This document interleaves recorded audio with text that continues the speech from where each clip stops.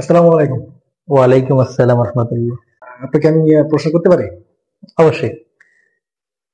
আচ্ছা, আমি আপনাকে সর্বপ্রথম একটা কোশ্চেন করি, সেটা হচ্ছে রাস্তার মাঝখানে দাঁড়িয়ে আড্ডা দেওয়া বা মিছিল মিটিং করে করার জন্য বসা, এটা ইসলামের বিধান কি? আসলে এই বিষয়টা আসলে প্রতিনিয়তই আমাদের বাংলাদেশের প্রেক্ষাপটে হয়ে আসতেছে, যে আমরা প্রতিনিয়তই দেখি যে রাস্তা ব্লক করে বা রাস্তা আটকে মানুষ মিছিল করতেছে, আড্ডা দিতেছে, অথবা অন্য যার ব্যক্তিগত কাজ করতেছে। হাদিসে এসেছে যে রাস্তা আটকিয়ে কখনোই আহ আড্ডা দেওয়া যাবে না, মিছিল মিটিং করা যাবে না। যদি এটা করা হয় তাহলে পথচারীর সমস্যা হতে পারে এবং পথচারীর সমস্যা হয়। আর পথচারীর সমস্যা হোক, ইসলাম সেটা চায় না এবং ইসলাম সেটা মানে না। এই জন্যই রাস্তা আটকিয়ে আড্ডা দেওয়া বা মিছিল মিটিং করা ইসলামের দৃষ্টিতে একদমই অনুচিত। ঠিক আছে, অনেক ধন্যবাদ আপনাকে অনেক সুন্দরভাবে বলার জন্য। অনেক সুন্দর অ্যান্সার দিয়েছেন।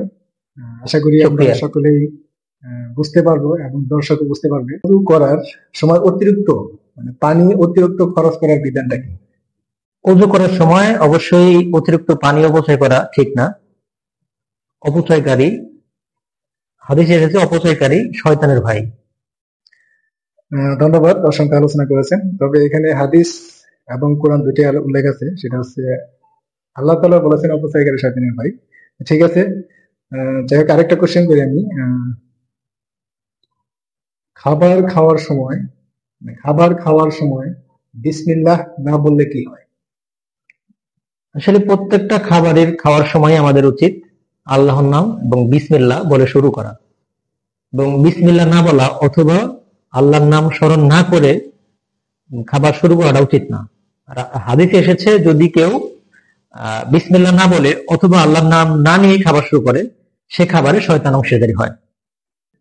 প্রিয় দর্শক, আপনারা যদি ভিডিওটা ভালো লাগে আর এখান থেকে যদি ইসলামিক কিছু জ্ঞান অর্জন করতে চান বা কিছু জানতে চান, আমাদের মাঝখান থেকে জানতে পারবেন।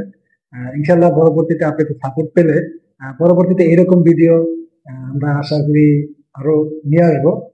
আপনাদের সহযোগিতার জন্য ছোট ছোট বিষয়, সামাজিক কিছু ভুলভ্রান্তি থাকে, এই ভুলগুলো তুলে ধরার জন্য চেষ্টা করবো। তো আব্দুল হাকিম, আপনাকে যদি কিছু বলার থাকে এই বিষয়ে দর্শকের উদ্দেশ্যে। ইসলাম হচ্ছে শান্তির ধর্ম। আমরা সবাই সেটা জানি কিন্তু মানি না। আমি সবাইকে অনুরোধ করব যে জানার সাথে সাথে আমরা যেন মানারও চেষ্টা করি। এবং সকল অডিয়েন্সের উদ্দেশ্যে সবার জন্য শুভকামনা রইল, এবং আমাদের জন্য, আমাদের দুই বন্ধুর জন্য অবশ্যই দোয়া করবেন। আমরা যেন ভবিষ্যতে আরো ভালো কিছু করতে পারি আপনাদের জন্য। এবং সবার জন্যই শুভকামনা। আসসালামু আলাইকুম।